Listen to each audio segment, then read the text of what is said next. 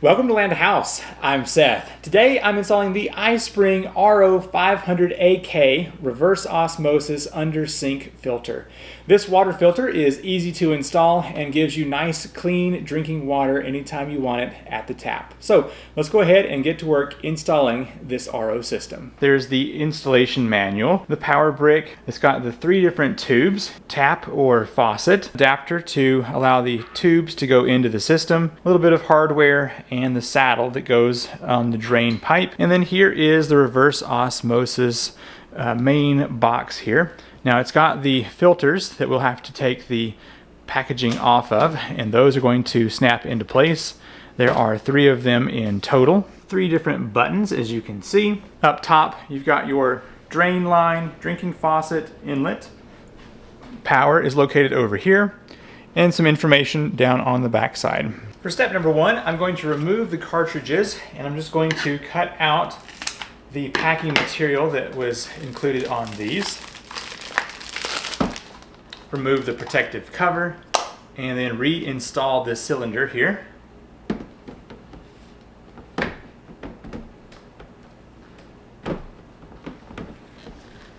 It's going to press in and then turn, and it should be fully installed. And I'm just going to do that with the next 2 as well.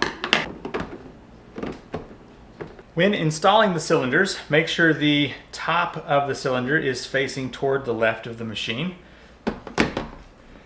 When you press in, you're going to turn clockwise until it locks into position. To get started with this installation, let's begin with the faucet.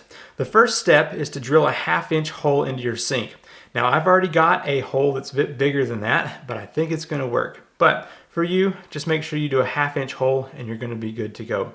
So the first step is to take the tap that has the handle here, and this rubber ring is going to go on first. It's a bit of a tight fit, so just work with it until it seats down in here perfectly. There we go, just like that.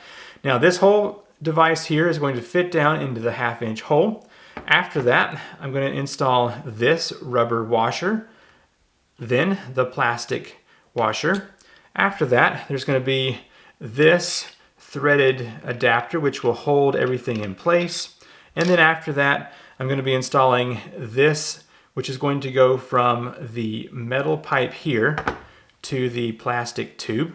Once it's put in place, I'm going to be using these little plastic locks, and they will fit snugly right up under here and lock in place to hold everything together.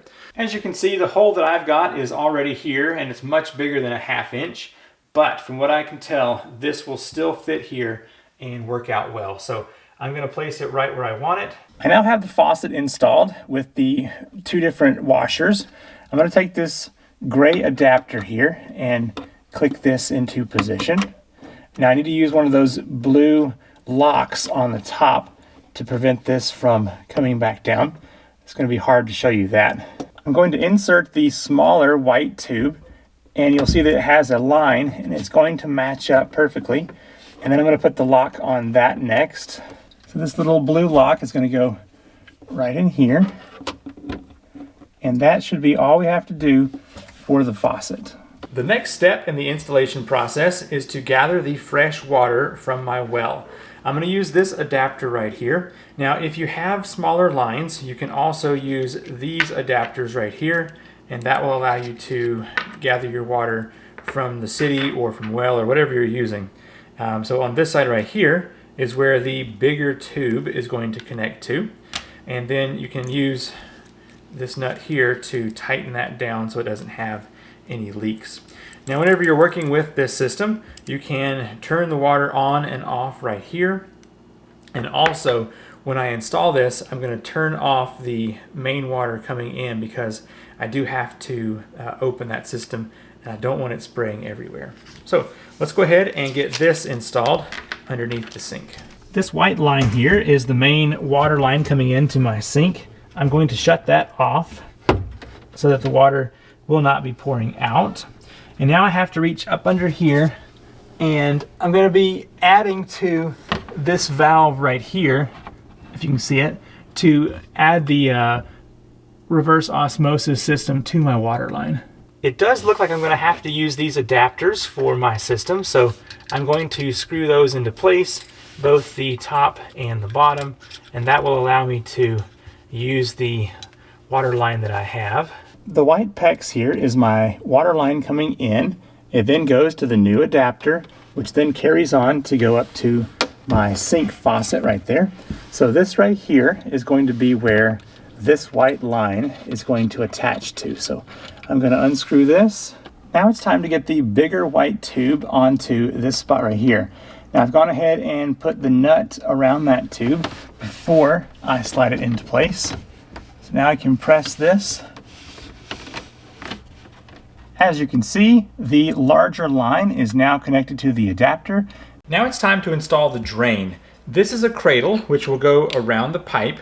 It uses these nuts and bolts here to lock down and make a tight connection. It has a little rubber pad which will prevent leaks, and then it's got this red tube which will go from the drain pipe to our reverse osmosis machine. So let's get this installed real quick, starting off with drilling a 1/4 inch hole. Let's go ahead and use my drill to put a 1/4 inch hole in here. Now it says do not go all the way through to the other side or you'll have some problems. All right, I'm glad nothing embarrassing came out of that. First I'm going to take this little rubber sticker and I'm going to place that on top of the pipe, covering that hole. Just like that. And now I can take the top of the cradle here and I want to line up that spot. To do that, I can actually stick the red tube in here to match up into the hole. Just take that red tube, stick it in there, and you can see how it comes through the other end. That's one way to make sure this sticks down into the hole. Take the other piece on the back, line that up, and I'm going to use the nuts and bolts to get this tightened down.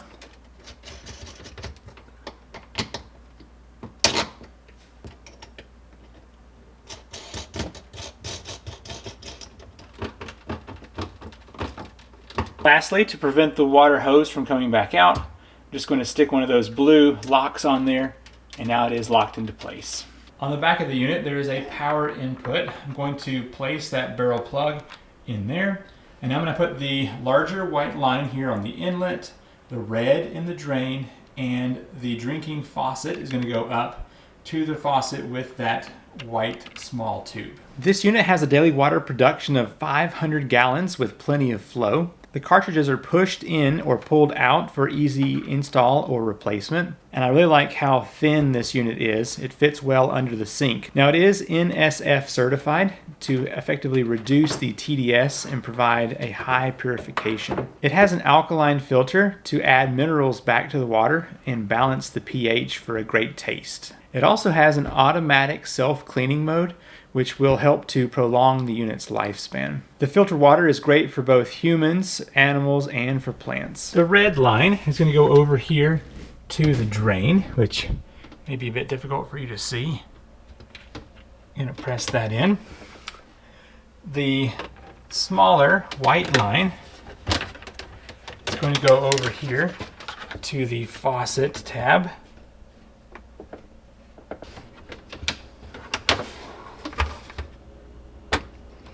The larger white line goes in the very back into the last port. And now I've got just a couple more of these little locks. The bigger, darker blue one is going to go around the bigger tube.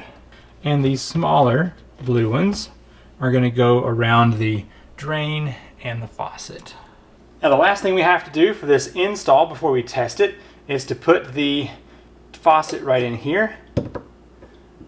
There we go. Now it is ready to be tested. The faucet is now installed and ready to be used. Let's go ahead and begin the startup procedure. What I want to do first is connect the power plug.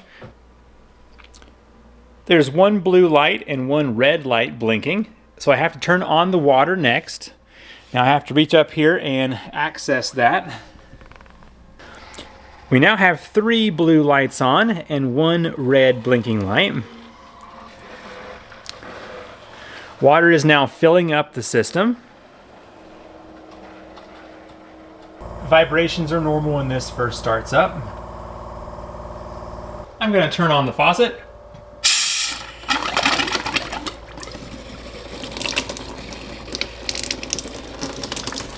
I'm going to let the system run for 30 minutes and open this up all the way.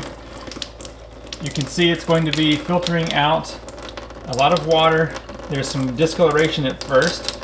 Now the unit will actually turn off after 30 minutes. I'll have to pull the power, plug it back up, and it should be ready to go. After approximately 30 minutes, all 3 of the lights are now blue, plus the top light is no longer blinking red. We are good to go. You can turn this off here.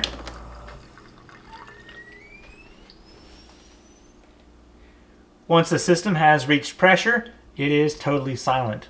Now the instruction booklet does indicate that now is a great time to check for any leaks. And just looking around here, everything seems to be nice and dry with no problems. I'll definitely keep an eye on that just to make sure here. And now it's time for the taste test.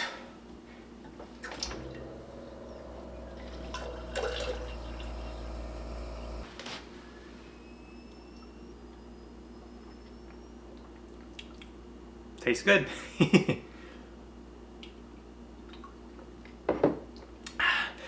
I don't have any equipment to test out parts per million or anything, but I can say the water tastes great, and so far this installation has been quite nice. I hope you've enjoyed this basic installation video for the iSpring RO500AK, the reverse osmosis filter for underneath the sink.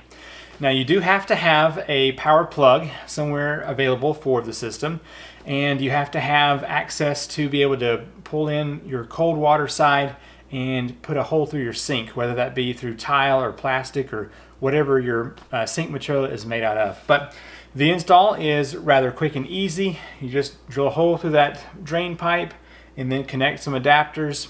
Good to go, no problem.